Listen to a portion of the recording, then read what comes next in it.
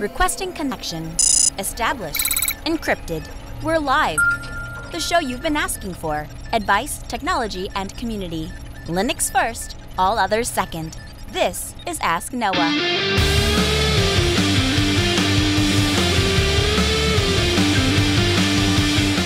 Live from Multispeed Technologies, the Ask Noah show starts right now. This is the show where we came to do all the things on Linux they said couldn't be done and take your questions on how to do the same. The phone lines are open this hour to be a part of the program. It is a free call, 1-855-450-NOAH. That's 1-855-450-6624, or send an email to live@asknoahshow.com. My name is Noah Chalai. I'm your host. Delighted to be here with you as another episode of the Ask Noah Show kicks off this hour. If you'd like to join the program, we invite you to join us in our chat room. You can go over to freenode.net and join Ask Noah Show. We'll take your comments that way, your questions that way, or you can join us in our interactive mumble room. Tons of ways to join the show. If you're not able to join the show, then you're not trying hard enough, because we make it really, really easy. So my first external hard drive that I ever purchased to store data was back when I was in middle school, and I started saving everything. Prior to that time, I had to be very selective of what things I wanted to download off of the internet because I didn't have enough space to store everything. And I remember, and it wasn't very big. I think it was, maybe 120 gig drive at the time, but to me, that was an unlimited amount of space, and I was super excited to start saving all of that stuff. In fact, I would argue it probably inspired my love and desire for local data. And so fast forward 5 years later, 99% of that stuff is not available on the internet. And if it is, I couldn't tell you where to find it. But what I do know is I know exactly where to find that data because I have it saved. And I have continued to be saving that stuff ever since then. And every few years, I go and swap my file server. And so that started as, just a regular Fedora box and has since been upgraded to FreeNAS. And so every few years, I just dump all the drives and put new drives in. And so I always just kind of assume that if I ever need the data, it's somewhere. Well, I've been on a mission the past few months to go and organize all of that data and get it put into one place. And of course, if I'm going to do that, if I'm going to take every piece of data I own and put it all into one box, then I want that one box to be very well backed up and very well distributed. And I want that data to exist in 3 or more places and be resistant to any sort of threat I can think of. And as you might imagine, my job at Multispeed Technologies has allowed me to see the worst of disasters, right? I've dealt with buildings that have started on fire. I've dealt with buildings that have had pipes burst and taken out servers and equipment. I've dealt with people vandalizing. I've dealt with people stealing. I've dealt with viruses, cryptoware. I mean, pretty much you name it. If there's a way for data to be destroyed and or become inaccessible, I've seen it. And it's made me super paranoid. And what I've landed on is that if data is on cold shelf storage and in multiple places, that's pretty much the safest way to ensure nothing bad can happen to it. Of course, the problem with that is you can never get to the data when you need it. You have to go dig around for drives. So it's not a real great solution. And so there are other concerns that come into play. And so when we go into businesses and start recommending that they move all of their data off the cloud, we just did that this month. We took a business that had been using Microsoft Teams to store all of their data on OneDrive. And we said, hey, we think you should bring that back in-house. We think you should own your data. We think you should manage your data. And we think that you're going to have an increased productivity and workflow and all of those kinds of things. And of course, one of the things I asked is, well, how do we defend against fire, theft, water damage, intentional destruction? And today, I finally have an answer to that question. Previously, I had been telling customers and people, the answer is to back up. So back up to a backup location and then have a third backup location. And if it's a large business or if the data represents a significant portion of the revenue, I generally recommend that the business owner, him or herself, have a copy of that data on a server at their home, something that they can put their hands on, something that they can watch over and say, yep, I know my business is safe. It gives me peace of mind. I assume it gives other business owners peace of mind. Well, the landscape is increasing because there is a company out there making a device called the IOSafe, I-O-S-A-F-E. And the IOSafe is an external drive enclosure, but this is not your daddy's regular hard drive disk enclosure. This is a 25-pound behemoth. Now, you might ask yourself, Noah, what does a drive enclosure have to be made out of to weigh 25 pounds? Well, that extra weight is what composes the fireproofing, the water resistance. Now, get this. This drive is designed to protect your data for up to 3 days under 10 feet of fresh or salt water. 3 days in 10 feet of water. So you can bury this thing in your basement, and your entire basement can flood. And as long as you can find a scuba diver team to go down there and dig the thing back up within 72 hours, they tell us that your data is going to be fine. Well, no, what happened if my house starts on fire?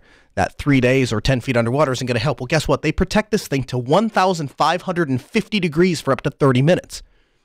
Now, in my case, I have as I'm sure many of you know, I have a very large gun safe at my house. I'm an avid shooter, and the gun safe itself is fire resistant.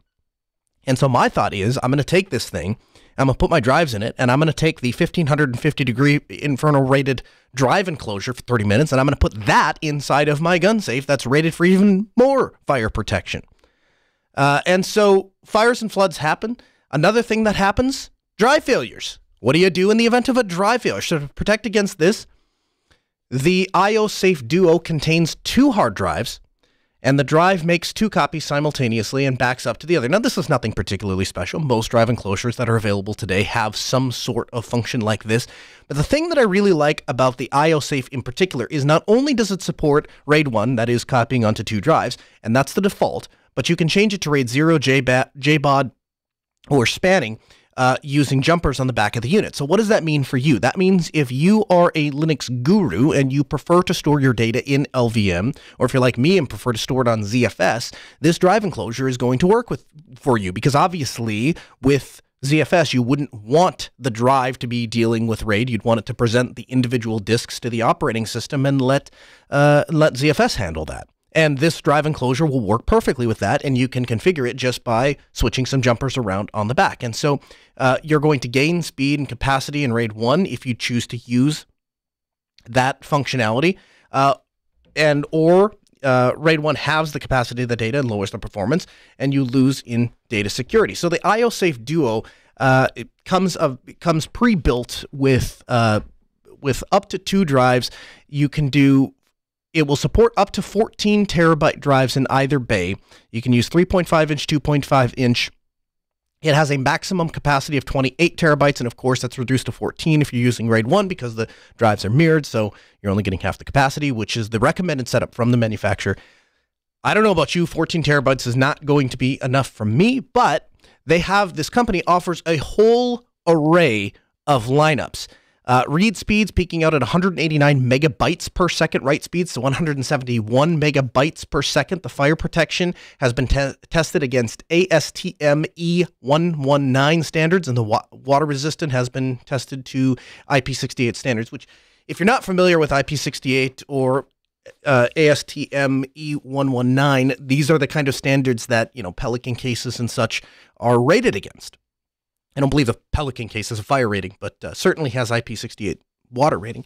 Now, the bare enclosure sells for $399, and to me, that's a really good deal. I think the last enclosure that I purchased that was somewhat similar to this, it was a 4-bay enclosure, and it did not support RAID. It just presents the disks as JBOD disks, and I think I paid $200 for that enclosure. So this is not a bad deal, considering what you're getting. Not only are you getting the drive enclosure, but you are getting a safe that surrounds it. Now, the back of it contains a USB-C interface and allows you to connect it to your computer via USB-C. Now, the one thing I couldn't find in digging around, and again, you can go back and listen to our previous episodes to get more information on this, but USB-C is kind of a tricky beast, because when they say USB-C, do they actually mean it's being presented over the USB interface, or do they mean that it's a Thunderbolt interface? Or there's a whole bunch of different ways that USB-C can be exposed to the computer, and it matters, and here's why. If it's just a USB interface, you're going to take a hit on speed, but it's going to allow it to work on basically any computer, because it really just is backwards compatible with USB. Just buy the right cable. Buy a Type-C to Type-A cable, and you'll be able to plug it into any old computer, and it's going to work. Now, if it's Thunderbolt Thunderbolt interface, it is going to require a Thunderbolt card. And I get this question a lot at Altispeed. Interestingly enough, it's never come up here on the air, but you cannot add Thunderbolt into a computer because the GPIO headers don't exist on the motherboard. And so there's no such thing as a PCI Thunderbolt add-on. There's no way to add it if the manufacturer of the motherboard didn't intend for Type-C and Thunderbolt specifically to be included at the get-go. But for $399, even if it was just USB, I think this is a fantastic enclosure. I ran, not walked, over to CDW and picked one up for myself.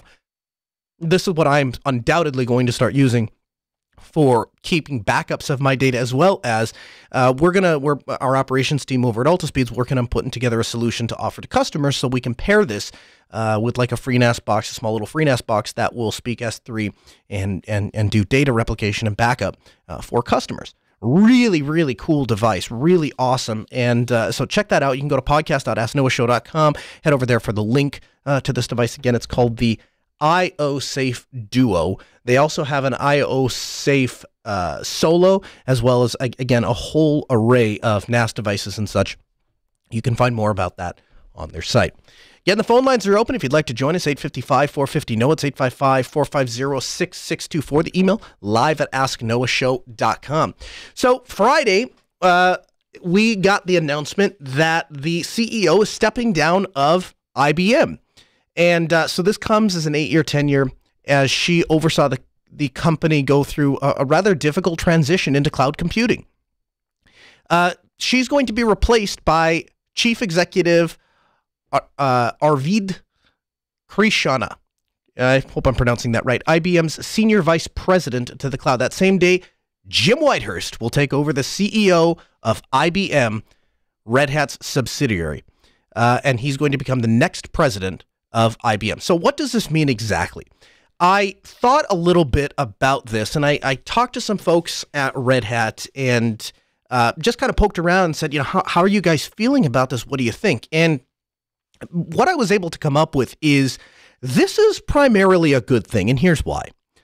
The CEO is an externally facing position. He sets the strategy for the company and sets the direction for the company, and then interfaces with the public and makes those announcements. Now, the problem with that position is that position oftentimes requires paying attention to what's going to sell well, what's going to sound good, what's going to be a successful strategy, right? And you don't have the flexibility and the luxury to start looking at things like, how do we make the company more open? How do we make the company more freedom respecting? You can't really think about those things when your neck is pressed against the wall in a board meeting, and when you have to face the board and you have to explain to them the decisions that you're making and why those things are ultimately profitable for the company. Now, that's not to say that anybody else in any position of leadership, is just as a free-for-all to do whatever they want. Certainly, though,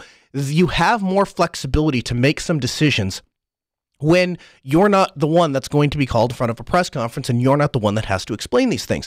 And so when Jim Whitehurst was the CEO of Red Hat, you saw him say and do a lot of things in the best interest of Red Hat. And if you read Jim's book, you start to see that inside the man, this guy really gets open source. He really gets open. And he explains in his book how he set out to, he's a former CEO of Delta Airlines. So he thought, he gets hired by this, this Red Hat company. I'm going to show him how to do a large, major national company. I've done this before. I have something to show them.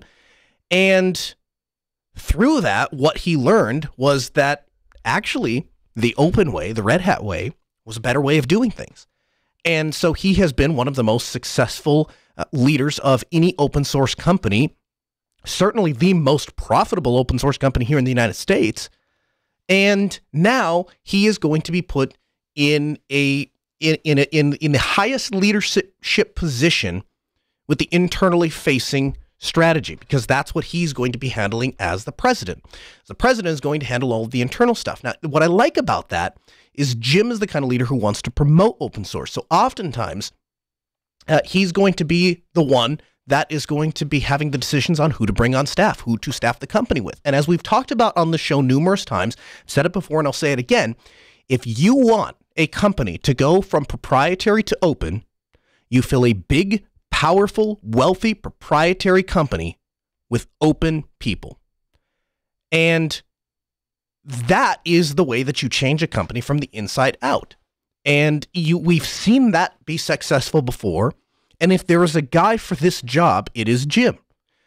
Because Jim Whitehurst is a guy who has the experience to lead a multi-billion-dollar company while staying true to open source. So overall, I get it. I get that there are a lot of people that this acquisition makes nervous. I get that there are a lot of people that are a little concerned. But the truth is, there's a decent amount of people at Red Hat that really like Arvind, and I think the vast majority of people really have a lot of respect for Jim Whitehurst. And so this seems, you can't really take the CEO of a company that you bought and then bypass the second in command at IBM. It just wouldn't make any corporate sense. It doesn't make any structural sense. I mean, this guy, who's Indian descent, which I think is pretty cool, has a lot of experience with cloud and infrastructure. I mean, he was the cloud guy. This is what IBM is trying to do as a strategy. So I think this particular set of decisions makes a lot of sense. And it really, I think this is where you're starting to see the rubber hit the road with Red Hat, with IBM making decisions about Red Hat that don't say, hey, we just bought Red Hat because they were a successful company and we wanted to wrap them under our umbrella. No, I think this is really IBM making a strategy shift. So obviously time will tell how this actually plays out. I personally am extraordinarily happy about this. I think this is good for Linux. I think this is good for Red Hat. I think that this puts a lot of tools and power and direction behind a company that has been doing really, really good things for a very long time. And I think that when I was interviewing Stephanie Chures and actually and Chris Wright and all those folks at Red Hat, I got home and I told my wife, I said, the thing that really I got emotional about was, as a 10, 11, 12-year-old kid who was looking at all this enterprise technology that I couldn't afford, I didn't have. My parents weren't going to spend, $1,000, $2,000 for a Windows server license. Man, we just purchased a Windows 2019 server license for a client. It was $6,000 for their data center edition. I think they charge more if you start doing virtualization. $6,000. I'm, just crazy. And as a 9, 10-year-old kid, I got to play with this enterprise level technology because Red Hat released it for free. And my son was setting up a Minecraft server the other day, and he was working on it. And this was, just right around the time that we were out at Red Hat. And I as I was sitting there interviewing these people, I thought, these are the people, these are the decision makers that make it so my 8-year-old son can set up a Minecraft server for him and his sisters because he can run on enterprise level technology. He's using the exact same commands, the exact same infrastructure, the same repos, all of the same technology that any commercial enterprise IT infrastructure would be using, and he has it available to him completely for free. And these are the people that make it possible. So congratulations, Jim. Congratulations, Red Hat. Congratulations, IBM, for making an awesome decision. I think it's the right call. Again, 855-450-NOAH. It's 855-450-6624. The email, live@asknoahshow.com. Joel joins us from Georgia. Hey, Joel, welcome to the Ask Noah Show. How's it going, Noah? Hey, pretty good. I'm doing great. How are you? Hanging in there. And also, after the show, I'm going to send you a link to an article that's interesting about how, a lot of Silicon Valley CEOs are Indian, which is seems to be very, very interesting. Yeah. But my main Well, I was just going to say, I was just going to say, I'm not one of those people that thinks that anybody should get a position because of their heritage or anything like that. But I do definitely not. But I do think it's really awesome, though, that as a person of Indian descent, there are absolutely cultural. There are absolutely cultural advantages to every culture, right? Every culture has advantages, and one of the things that I've noticed about my dad and his side of the family is, people from India have a work ethic that just can't be rivaled, right? I mean, they want to get to work and they just want to go for it, man. They scratch and they claw, they scratch and they claw until they succeed. And so when you see somebody like that enter into a position like CEO of IBM, I mean, my gosh, man, one of the oldest technology companies, 100 plus years old, and you have a guy who has scratched and clawed undoubtedly as he's risen his way to the tip top. I can't help but think, as a fellow person who's of Indian descent, I think that's pretty cool. Yeah, as a first gen American whose parents who moved from India to here, that I agree with you totally. Now on to my question though, and with regards to this, I'm having some issues with my E Series ThinkPad performance wise when it comes to gaming, and also I'm having some weird. I'm trying to. It's weird because I'm doing this setup where I have my main NVMe SSD still be the Windows drive because I still need Windows for certain applications, like I mentioned before. And I have a 1 terabyte SATA SSD, and I'm trying to split it evenly so that I can have one with my main Ubuntu distro, and a secondary drive that I can switch out distros accordingly. And for some reason, whenever I go through the setup process, it always detects the NVMe first and not the actual hard drive that I want. And also I have to go manually partition, and then it goes into the whole mess of swap space and also versus swap file. And I'm willing to do the work, but it seems a lot more dirty than it. Not in a bad way dirty, but if you know what I mean. They do, yeah. In your hand. Yeah, I actually struggle with something similar. I reloaded my laptop, and what I originally wanted to do is I wanted 2 separate encrypted partitions that one for work and one for personal. And what I found was it was actually quite difficult to do that because, obviously the bootloader has to have separate entries, and then you have to get Lux to tie it in, and there's all this stuff, right? And I actually found it simpler to set up 2 different drives. And interestingly enough, and I'm guessing this is what you're struggling with, for whatever reason, the computers naturally gravitate towards that NVMe drive and assume that's where you want the bootloader. It assumes that's where you want to install the operating system. I mean, everything is based on the assumption that SSD that other SSD is just kind of there for external storage, and really the primary drive is that NVMe drive. And if that's not the way you want to set up the computer, then it becomes very difficult. And what I ended up doing was downloaded Parted Magic and used that to set the drive up the way that I wanted the drive partitioned out. And then when I went into my Kubuntu installer, I just told it, hey, I want you to install to this partition, and then I manually installed the bootloader. I did want it on my NVMe drive because it's all one drive for me, but that's where I installed my bootloader, and then that seemed to work. Interesting, or of note, I did the operating system. Let me think about this. I did the operating system that I wanted to be my default operating system, and what I wanted to boot into most often. I did that last. And so that allowed that operating system to be the one who installed the bootloader and all of that. And so now I have I've got, well, they're both Kubuntu, but it's just a dual boot of Kubuntu. Yeah, understood. And also, is there any use for swap partitions anymore, yes, or is it all swap files now? No, because that's a great question. Well, here's the thing. When your computer runs out of RAM, the kernel has 2 choices. It either panics or it swaps out, right? And so people go back and forth all day long. I still put a swap partition in because I like having reserved space on my disk that, hey, this space exists for no other purpose than to make absolutely sure that the machine doesn't crash. And you can go back and forth all day long about the advantages and disadvantages, and there's plenty of good arguments on both sides, but personally, I like having a separate partition.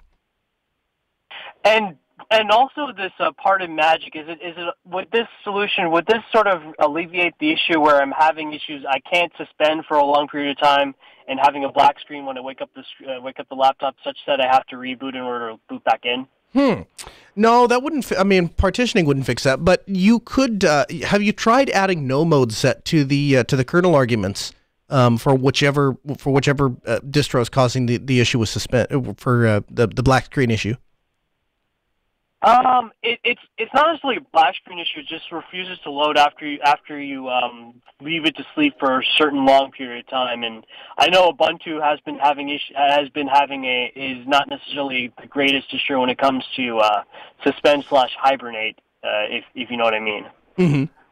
I guess I'll tell you what, it's been a long time since I've had suspend issues on a ThinkPad, if I'm being honest with you. I've seen people with MacBooks that have issues with suspend issues. I know that the Samsung laptops are pretty notorious for having some suspend issues, but most of the ThinkPads just kind of work out of the box. You know what? One other thing, Joe. I actually did struggle with something similar to this when I bought my X1. Go into your BIOS and look and see if there is a setting that specifies what operating system you're installing, because I had suspend issues. I had the machine was locking up. I had trackpad issues. I mean, out the wazoo with my X1 car. I was scratching my head going, what in the blue heaven is going on? And somebody had in the chat room had linked to this BIOS article for Lenovo. Boot into the BIOS, and sure enough, there's a setting, and it says, what operating system are you booting? And one of the choices is Linux. I changed it to Linux instantaneously. All my problems went away. Suspend issues went away. Trackpad issues went away. Wi-Fi issues went away. Everything worked flawlessly. So I would encourage... Maybe that might be because it's an enterprise grade ThinkPad, and I'm using an easy ThinkPad, because I tried looking for that option in the BIOS and tried searching for it high and low, and I couldn't find it. So okay, yeah, you might be right. Maybe it is something that's just available with the higher end models, but that certainly did a number for me. I'll keep an eye out, and there's something I don't think I'm at liberty to talk about it this week yet, but there is something there's a new community resource that is going to become available to assist with exactly stuff like this. And so keep an eye out on next week's show. And I think we'll have some information for you there. And of course, the community, every time I do a show and a question like this gets asked, if I don't have a perfect answer, somebody will write in and have the perfect answer. And of course, I will present that for you next week. Thanks for the call. Again, open phones this hour, 855-450-NOAH. It's 855-450-6624. The email, live@asknoahshow.com. So the Raspberry Pi 4, well, the Raspberry Pi in general, has been a really interesting computing device that's been out for some time. People are doing things right and left with these things, and it has become my go-to for, I want to try something and I don't want to spend any money on a computer, so I throw it on a Pi. And what I'm finding is more and more often I don't move it off of the Pi and onto x86 hardware. I just let it continue to run on the Pi. I installed Volumio on a Raspberry Pi like 2 years ago, something like that. And I thought for sure it'd be a nice little demo, and eventually it would poop out, and then I would go install it on a real server, and I would use it ever since. And my gosh, if that thing hasn't been completely flawless since the day I installed it. And I have treated it like crap. I didn't give it a good power supply. It's running on a first generation Raspberry Pi with whatever SD card I happened to have laying around that came with whatever thing it happened to come with. There's no real planning or thought put into it at all. And it's just been flawless. And since then, we have started building these Volumio boxes and actually selling them to businesses to use for their in-house audio.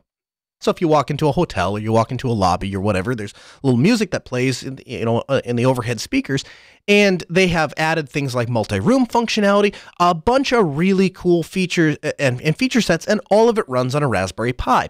Well, I purchased a couple of Raspberry Pi 4s so I could start to get an idea, and man, the performance has just taken off. I mean, it really starts to feel like an actual desktop. And again, these things are $50-$60, and if you're not pairing them with the Raspberry Pi Flirk case, then you're doing it wrong, because it is the best case out there, bar none.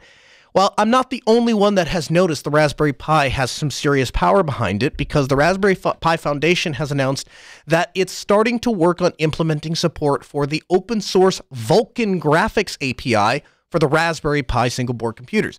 And with the latest Raspberry Pi 4, OpenGLES 3.1 conformant, the company also wants to add support for their famous open source Vulkan driver, which provides high efficiency access to modern GPU and better performance than the old OpenGL driver. This is fantastic. Now, it's going to be a long road. They're just getting started, so don't expect anything anytime soon. But this has very real big consequences down the road, because one of the things that I have tried time and time again to do with the Raspberry Pi, and even the 4 didn't quite meet my standards for it, I am looking for a replacement for the NVIDIA Shield. I like the NVIDIA Shield. I think it's one of the best. I think it is, to this date that I've tried, the best media player out there when you pair it with Kodi. But I don't like the fact, one, that it runs Android, two, that the update process is just insane. I inadvertently clicked on the update right before my kids were going to watch a movie, and the thing took like 3.5 hours, and that's not an exaggeration. It was insane. And they're expensive. They're about $200 or $300, and they have recently removed the Pro series from their lineup, which means that they no longer support IR. That means that you can't use an external remote control. You have to use the stupid Bluetooth one that comes with it, or pair a second one. Now, a company by the name of Inaset makes a IR receiver that you can plug in to the NVIDIA Shield, which is now what I'm doing, so that I have one remote that I can control my TV and the NVIDIA Shield. But if I'm going to buy external hardware, it really starts to defeat the purpose of having the Shield itself. And so I have tried, every time a new generation of Raspberry Pi comes out, I have tried to run Kodi, or OpenELEC to be exact, on the Pi, and try to make a media center, because I would eventually like to replace all of the NVIDIA Shields in my house with Pi 4s running OpenELEC. And this kind of thing and so the problem with it has been that it works fine for 1080p, 720p DVDs most of the time. But when you try to open a 1080p Blu-ray, if it's 30-some gigs, it just chokes. It plays most of it okay, but then, about every 15-20 minutes, the movie stutters just a little bit and then resumes. Drives me nuts. So I haven't been able to actually swap those things out. The other thing that the Raspberry Pi does that I really like is it has a standard power interface, whereas the power cable for the NVIDIA Shield is proprietary. And so if anything ever happens to that power brick, and eventually it's going to burn out, I can't replace it. The Pro version, which is the only version of the NVIDIA Shield that comes with an IR receiver, also has a spinning disk inside of it, which I'm not a big fan of. And so the advantage of the Pi is, obviously, it's all going to run off of an SD card, and I can just swap that SD card. So there's many, many, many reasons why I would like to ultimately move to a Raspberry Pi for doing all of my media things. And this kind of progress, where they're going to start actively working on graphics, is going to open the Raspberry Pi up, I believe, to a whole new set of possibilities. I think it's going to smooth out things like running media centers on the Raspberry Pi. The other thing I think it's going to do is it's going to start to open the Raspberry Pi up for entry-level gaming type things, right? So you will have the ability, I believe, at some point, to be able to use the Raspberry Pi, as a Steam client, as a Steam thin streamer kind of a thing. And so you'll have your big, powerful gaming machine downstairs, and you can stream those games up to your Raspberry Pi. And if these are the kinds of things that will become a possibility when graphics are considered, rather than just, hey, this is a thing that can execute some code, we can teach some kids about this. I would be very interested to see, and I've talked to a number of people that are very heavy into the ARM world, and the answer I've got has remained pretty consistent. We like ARM. It's a great architecture. We think it offers some real advantages over x86 as far as heat dissipation and power consumption, those kinds of things. But we don't think the Raspberry Pi is the best answer for ARM. We think there are better answers out there. And certainly there are competitors to the Raspberry Pi 4, but I'm interested, in light of the sheer power that the Raspberry Pi 4 has, the stability that really we arrived at with the Raspberry Pi 3, because both the 2 and the 1 had some issues where if you tried to plug a keyboard in or a mouse in and there was that sudden power surge, the Pi would reboot. People had suggested to me that was a power supply issue. I've tried every power supply under the sun, and even the ones that they recommend, and still, depending on what keyboard or mouse you're using, they reboot. The 3 did not suffer from that problem. I've not seen the 4 suffer from that problem. So we are making really big strides. And the nice thing about the Raspberry Pi is it is accessible to everybody. So if you go to Hass.io, if you go to look at Home, you're going to set up Home Assistant, and you go to Hass.io, what you're going to find is that their suggested way of installing Hass.io is on a Raspberry Pi. If you go to the Volumio site, if you look, their suggested way of installing Volumio is on the Raspberry Pi. And so every time you have these new projects that are coming out, Nextcloud, one of the ways that a lot of people run Nextcloud is on a Raspberry Pi. And so because it's accessible for everybody, and because developers can test on it and deploy on it, you essentially have a blank slate for an appliance, and anybody can make that appliance into anything that they want. And I think that's a very powerful thing for the community to leverage. So this just adds on top of that, and I'm excited to see where this goes. Of course, you want more information. Not a lot of information is out. We got this from 9 to 5 Linux, but we'll have it linked in the show notes. Again, you can find those at podcast.asknoahshow.com. Check out the show notes. Again, it's open phones this hour. If you'd like to join the program, you can give us a call, 855-450-NOAH. It's 1-855-450-6624. Of course, the email, live@asknoahshow.com. We'll take your feedback that way.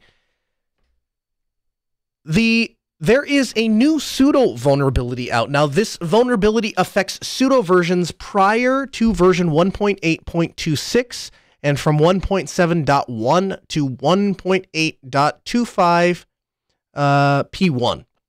But it only if the PW feedback option was set in etc sudoers by the system administrator. Now, what this flaw does is it allows users to trigger a stack-based buffer overflow in the privileged sudo process. And so a stack-based buffer overflow vulnerability in sudo allows an underprivileged user to take advantage of a flaw to obtain full root privileges. It would appear that the PW feedback option is enabled by default in elementary OS Linux Mint, but is not enabled by default in upstream Debian stretch systems. Is not enabled by default in upstream. Now, Debian 9 stretch systems are also affected, and users are urged to update their installations as soon as possible to sudo 1.8.19 P1-2.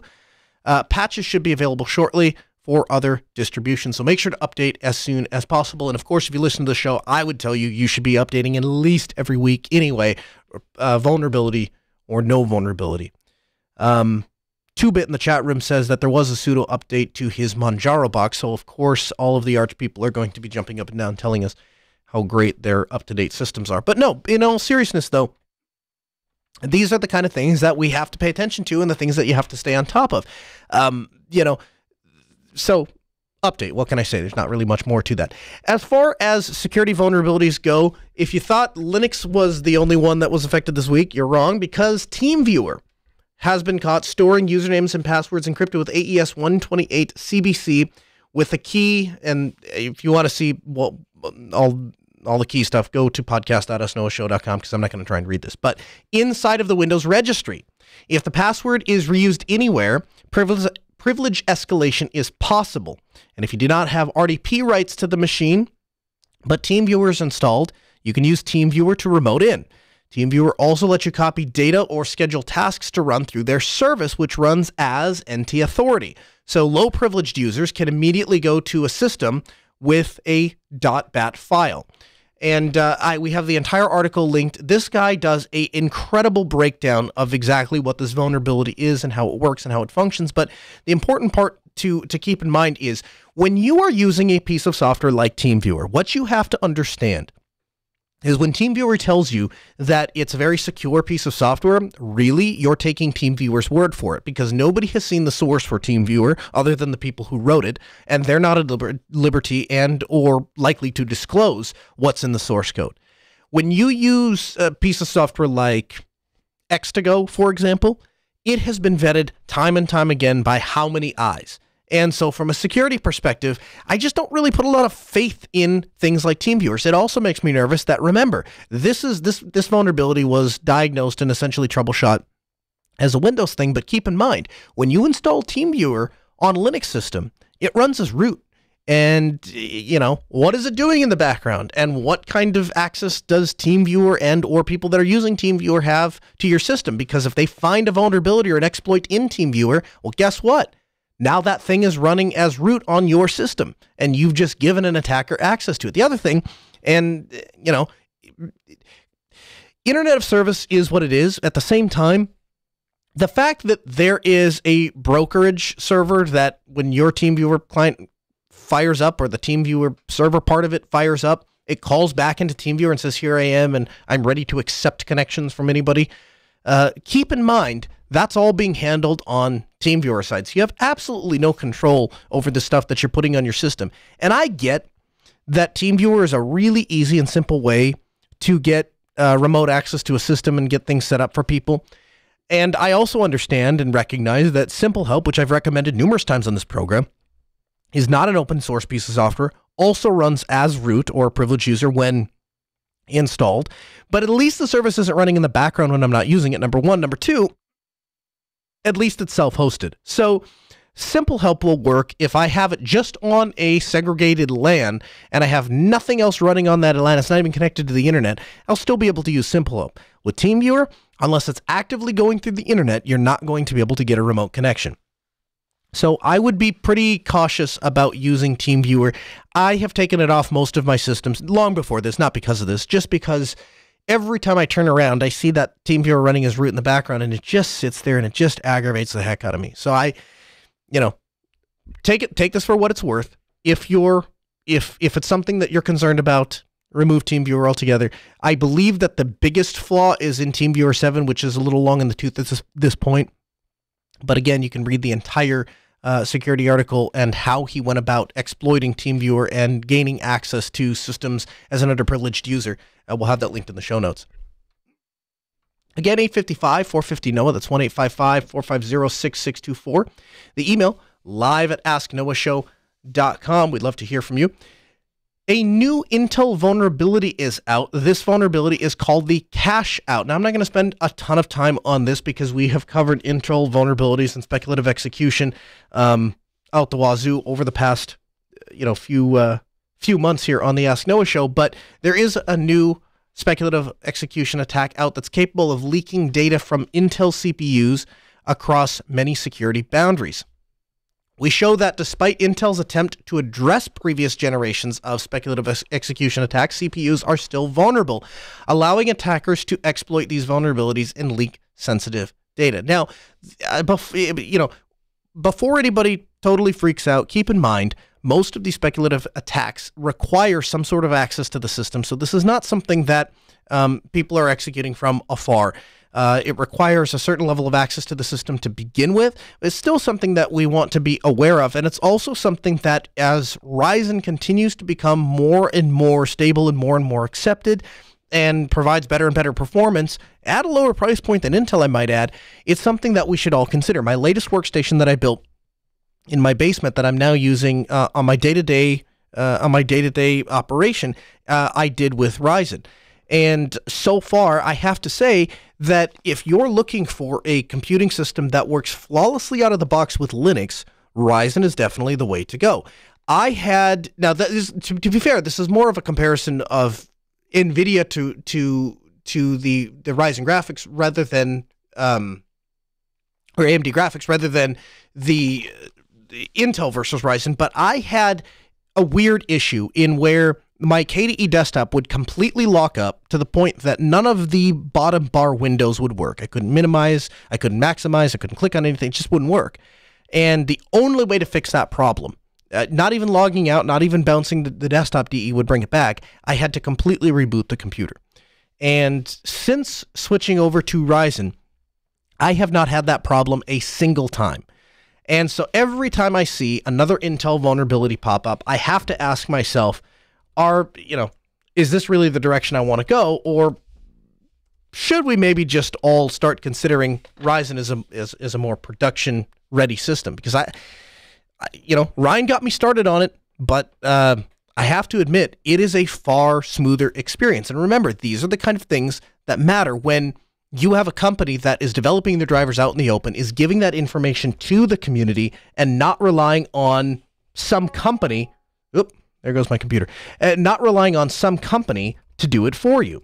And so keep in mind, another Intel vulnerability out. If speculative execution is something that is of concern to you, then check out the show notes again, podcast.asknoahshow for more information. Again, 855-450-NOAH. That's 855-450-6624. The email, live@asknoahshow.com. We'll take your phone calls. We'll take your emails. And we'd love to have you add your voice to the conversation, make your voice heard. South Korea is switching to Linux. Now, obviously, this is hot on the heels of the switch from China, who has announced that they have a 5-year plan to switch entirely over to Linux. South Korea joins them. They are already using a open source demonstration such as the Ministry of Defense and friendship from the end. Now, this is translated from Korean, I assume, but from the end of year, the computer operating system OS used by the central government, local governments, and public institutions is expected to be replaced by an open OS developed by Korean companies in the existing Microsoft Windows. So, in other words, they're replacing Microsoft Windows with Linux. Every 5 years, the Windows technical support has ended, leaving the need to switch to a higher version. In other words, they're not very happy that Microsoft has ended support for Windows 7, and if they're going to go to something else, it's not going to be Microsoft related. They are going to switch over to a Linux distro. Open OSs such as CloudOS, Harmonica OS, and Tmax OS are based on Linux, and unlike Microsoft Windows, the entire source program is open to the public, so anyone can use the PC operating system freely. What's interesting about this, and what's of note of this, is this comes again, like I say, hot on the heels of China making a very similar announcement, and a lot of people were questioning and or concerned when Munich reversed their decision, when they went to Linux and then reversed their decision and decided that it wasn't working out for them and they were going to go back to Microsoft Windows. And a lot of people speculated that, well, I guess what we can take away from that story is that Linux was not really ready for an entire country to switch. It really only worked with Windows, and so they had no choice. And what I would tell you is, in light of all of these other countries making very similar decisions, I would tell you that I think maybe Munich just jumped the gun, or maybe they just weren't patient enough. The reality is this: all of these countries who have been relying on Microsoft for years have probably had concerns for a long time about the security of using a foreign nation's operating system in which they don't have access to the source code. And the problem has been there really hasn't been another alternative for a long time. And as we in the open source community have continued to build out infrastructure and continue to build tools and resources that work inside of businesses, and people like myself have run entire companies based on the premise that Linux offers a better experience to the end user, it's merely a matter of time before other companies start to make those switches and other countries start to make those switches, particularly given that most of the modern day utilities that we use today are web-based. If you have a new app, if you're developing a new app, if you're developing a new infrastructure, chances are today you're doing that inside of a web browser. You're not doing that in a native application unless it's very, very specific. And if it is specific, then obviously you're targeting a particular operating system or platform, and the Korean government has the ability to pay to have somebody develop that tool for them. And so I think it's another check in the box of another country that isn't going to follow in the heels of Microsoft. And Kubuntu and the KDE team made a very similar plea to people that said, hey, if you're concerned about Windows 7 going EOL and you're looking to move to something else, why don't you check out one of the KDE desktop environments, because all of these things are going to offer a solution and an upgrade path from Windows 7. That's not Windows 10, I might add. That doesn't have you're going to have to wait 2 or 3 hours for you're not going to have to wait 2 or 3 hours for an update to complete. You're not going to have to wait for activation from Microsoft and all of the telemetrics that go out of Windows 10. There is another option out there. And so, again, we'll see if it actually works out for them. Time will tell. But I think the more countries that do this, the more pressure there's going to be on companies and software services to provide their services or software to people who are using the Linux operating system. And so this is just one more check in the box. Again, 855-450-NOAH. That's 855-450-6624. The email, live@asknoahshow.com. We'll take your calls and your feedback that way. At the end of the show, we try to get to some feedback. Alexi writes in and says, hello, Noah. I'm interested in your opinion about password manager for IT teams. I'm looking for an on-premise password manager, optionally isolated from the internet or network, that's able to store IT infrastructure passwords, router switches, VM hosts, etc., share passwords among team members and groups, Be careful in a disaster recovery situation to be accessible from the local machine. So far, of discovering the following projects. Bitwarden, he says Hypervault, Keeper, Passbolt, Passwork, and Pasono, which I'd not heard of Pasono before. And so he asks which one of those I would recommend. So I guess let's start with this. Bitwarden, if that's something that you're playing with or considering, is a fantastic option. A fantastic option because it's open source. There are plugins available for web browsers, which makes it very easy for users to use to log in and automatically fill in forms and password fields. I'll tell you what we do at Altispeed. We have a KeyPass file, and we're using KeyPass XC. Now, the nice thing about KeyPass XC as opposed to regular KeyPass is it provides the option to generate passphrases. And if you're not familiar with what a passphrase is essentially there is a dictionary of English-based like words, and it uses a security model called dice words. And so the old way of doing it is you would roll a set of dice, and it would generate a number, and you go through the Diceware catalog and find which word corresponds to that particular number, and that becomes the first word in your passphrase.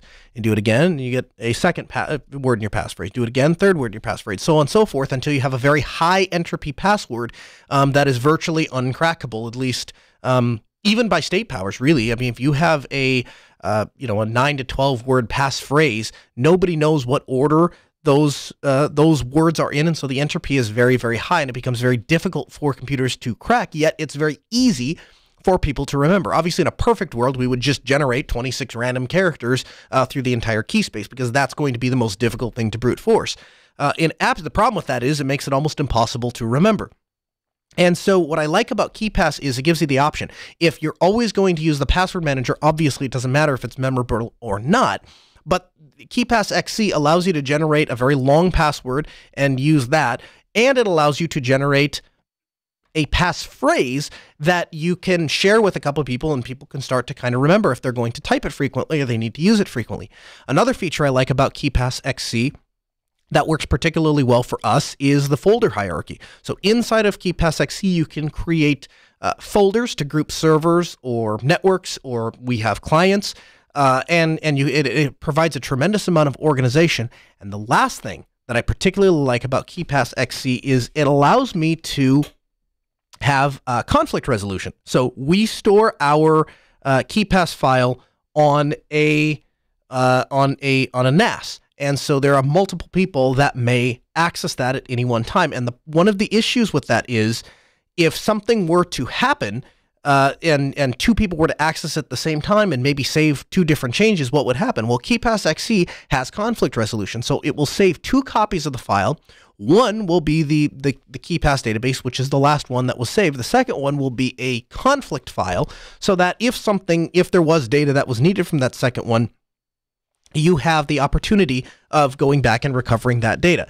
So I found that to be a fantastic local tool. The other thing is, if you're ever working in a high security environment, remember, you want to be using some sort of amnesiac operating system like Tails, and KeyPass XC comes pre-installed on Tails, and so you can just plug a flash drive in with a KeyPass XC database on it, and open it up on Tails, and now that machine is completely isolated from the internet. And again, I don't know what your environment is. If you're sharing it with people, I would assume that even if it's devoid of the internet, it's probably not devoid of local network access. And so one of those things, those would be my 2 choices, Bitwarden or KeyPass XC. I've played with a couple of the other ones you recommended, but those by far are my 2 favorites. They also happen to be open source, and so I trust the security quite a bit better. Lucas writes in and says, "Hello, Noah. We were talking a few episodes ago about Windows virtualization. You said that you use Remina, but didn't say what the underlying Linux host is or what the graphical interface is. Do users have to log into GNOME or KDE first and then launch Remina to use Windows? I'm wondering if it would be possible to run Remina without a window manager full screen to make Linux host somehow transparent to the Windows users. Thanks for all the hard work you do. Regards." So there's 2 ways that we go about doing this. Yes, if it's a client that I have a personal relationship, they're not just an Altispeed client. And the truth is, if you're a business owner, then you know this to be true. The way that you get jobs is it's based on who you know. And if it's somebody there that I know has a passion for Linux and really cares about it and wants the best Linux experience possible, then yes, we typically buy Dell Optiplex workstations and we install Kubuntu on them. And then run Remina, and that's how the user authenticates into their Windows box when they need it.